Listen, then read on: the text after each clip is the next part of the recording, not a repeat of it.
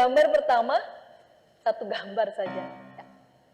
Saudara yang dikasih Tuhan, kalau saya mau mengandaikan bahwa perahu kecil itu seperti gereja yang mengarungi samudera yang bertepatan, mengalami hentakan ombak yang sangat dahsyat. Saya percaya saudara-saudara tahu lagu Gereja Bagai Bahtera. Gereja bagai bahtera di laut yang seram, mengarahkan haluannya ke pantai seberang. Mengamuklah samudera dan badai menderu, gelombang zaman menghempas dan sulit ditempuh.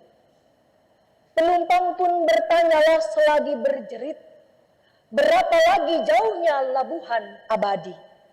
Tuhan, tolonglah, Tuhan, tolonglah, tanpa Dikau semua binasa kelak, ya Tuhan, tolonglah. Saudara yang dikasih Tuhan, andai kata saya dan saudara sebagai gereja dan bertepatan dalam perjalanan kita kita menghadapi gelombang yang demikian dahsyat. Lalu kemudian ada bahtera lain yang mencegat jalan kita dan mengatakan, jangan jalan tambah jauh di sana saudara akan menghadapi gelombang yang lebih dahsyat lagi dari ini.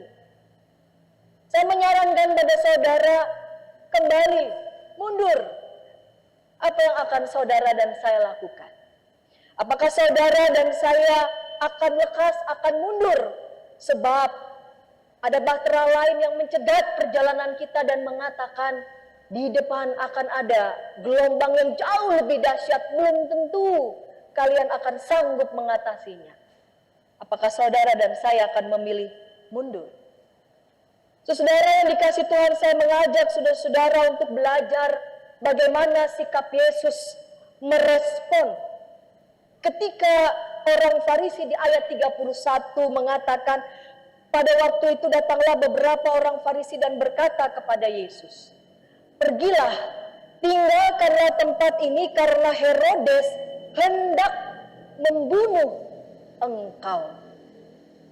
Kita tidak tahu apa yang sesungguhnya menjadi motif orang Farisi ini memberikan semacam peringatan kepada Yesus agar Yesus pergi meninggalkan tempat ini karena Herodes hendak membunuh dia.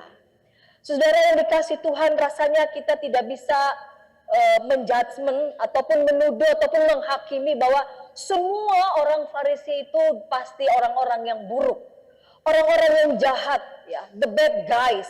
Karena ternyata dalam beberapa catatan dalam Alkitab, seperti tercatat dalam Lukas pasal 7 ayat 36, Lukas 14 ayat 1, begitupun pada narasi Kisah Para Rasul 15 ayat 5, kita akan mendapati sepertinya orang Farisi tidak semua berlaku buruk.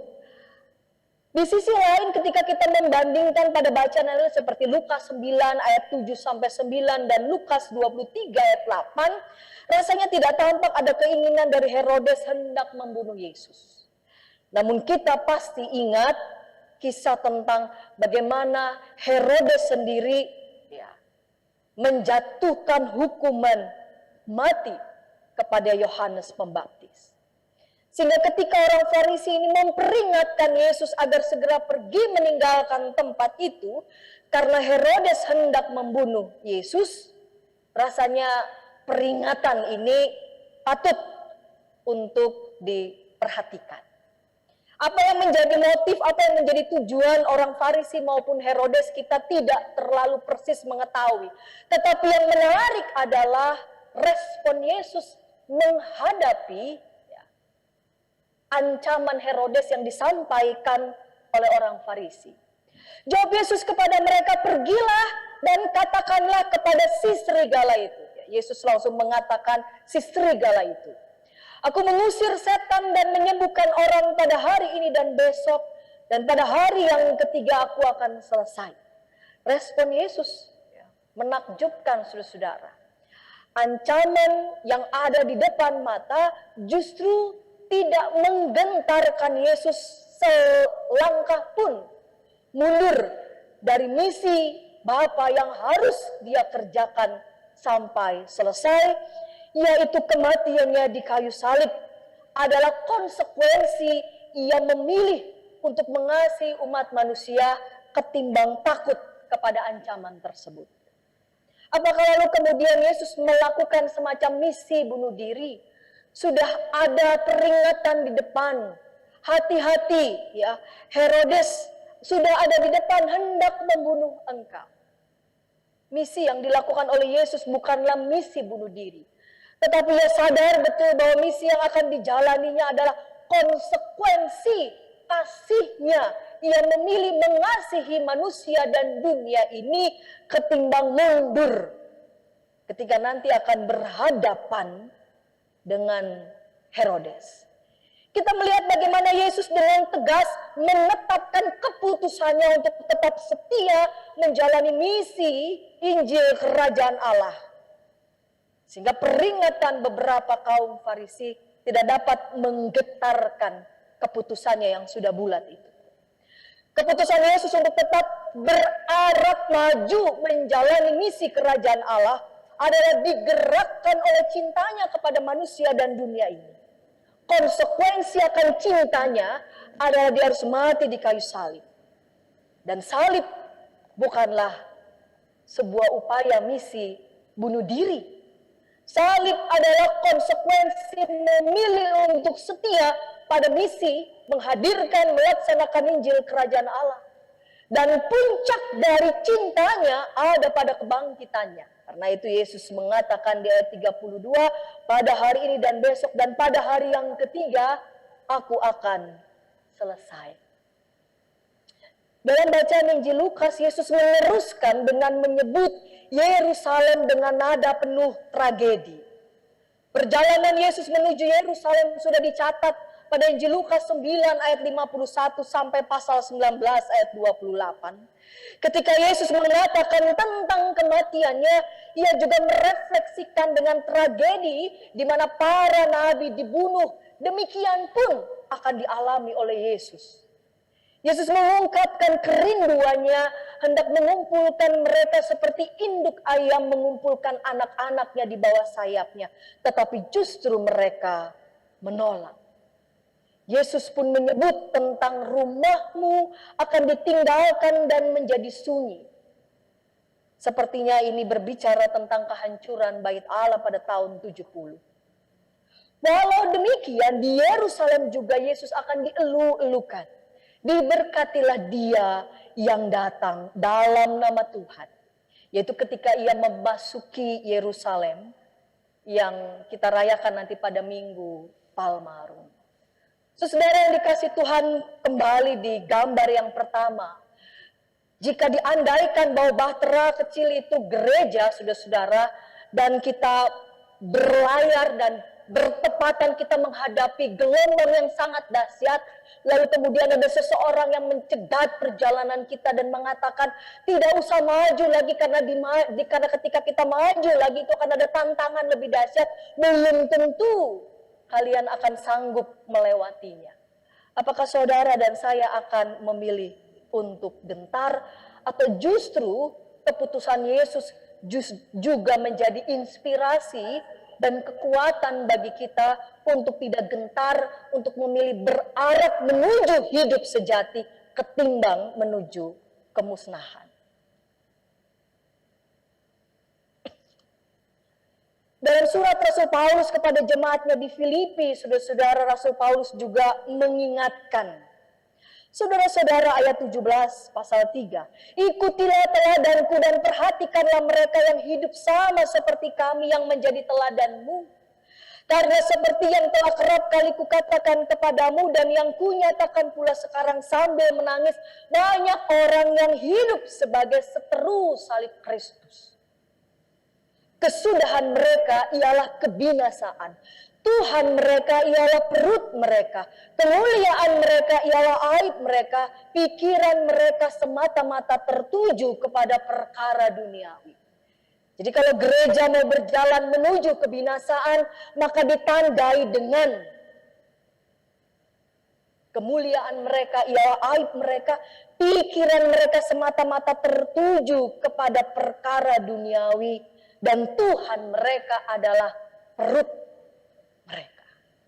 Tuhan mereka adalah nafsu mereka. Tuhan mereka adalah kepentingan sendiri daripada tetap taat untuk mengerjakan misi Allah. Arak-arakan menuju hidup sejati adalah karena kewargaan kita adalah di dalam sorga. Dan dari situ juga kita menantikan Tuhan Yesus Kristus sebagai juru selamat yang akan mengubah tubuh kita yang hina ini sehingga serupa dengan tubuhnya yang mulia menurut kuasanya yang dapat menaklukkan segala sesuatu kepada dirinya. Karena itu saudara-saudara yang kukasihi dan yang kurindukan, sukacitaku dan mahkotaku berdirilah juga dengan teguh dalam Tuhan, hai saudara-saudaraku yang kekasih. Arak-arakan gereja dalam perjalanan ini menuju hidup yang sejati ditandai dengan ketaatan. Betapapun kita tahu kita akan bisa saja menghadapi sewaktu-waktu gelombang yang tinggi atau mungkin juga yang sangat dahsyat yang kita tidak bisa prediksi. Tapi ketika kita tahu bahwa perjalanan kita itu dituntun oleh Tuhan dan kita taat setia mengerjakan misi Allah, Rasul Paulus mengatakan kewargaan kita adalah di dalam sorga. Dan dari situ juga kita menantikan Tuhan Yesus Kristus sebagai juru selamat yang akan mengubah tubuh kita yang hina ini sehingga serupa dengan tubuhnya yang mulia menurut kuasa yang dapat menaklukkan segala sesuatu kepada dirinya. Arak-arakan menuju hidup sejati ditandai dengan ketaatan. Dan kita tahu ada mahkota kemuliaan yang diberikan kepada setiap gereja yang mau taat dalam arak-arakan menuju hidup yang sejati. Sekalipun tahu yang ada di depan bisa saja tantangan yang sangat berat. Namun yang lebih utama bukanlah soal kita, bukanlah soal tantangan itu, tetapi yang paling utama adalah bagaimana kerja, karya, kebesaran Tuhan itu dipermuliakan melalui ketaatan dan kesetiaan gereja. Saudara yang dikasih Tuhan, tema pada hari ini berarak menuju hidup sejati. Kita bertanya dan kita merefleksikan kehidupan gereja kita, saudara-saudara, di mana Kristus menjadi kepala. Apakah kita tetap setia, terus berjalan menuju hidup yang sejati, atau menuju hidup kebinasaan? Amin.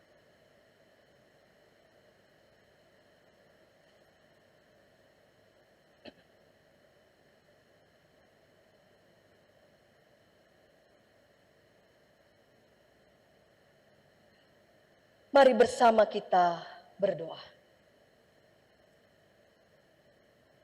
Kami diajak untuk melihat teladan Kristus yang tidak gentar selangkah pun. Karena memilih untuk mengasihi kami, mengasihi manusia dan dunia ini. Tidak gentar untuk memberikan dirimu bagi kami. Karena itu ya Bapa, kami sebagai anak-anak-Mu yang mengaku kami adalah gereja, kami yang sudah dihisapkan di dalam keselamatan, kami yang telah menerima keselamatan, tolonglah kami gereja-Mu agar kami setia, agar arak-arakan perjalanan kami ini boleh menuju hidup yang sejati, bukan menuju kebinasaan. Di dalam Kristus kami berdoa. Amin.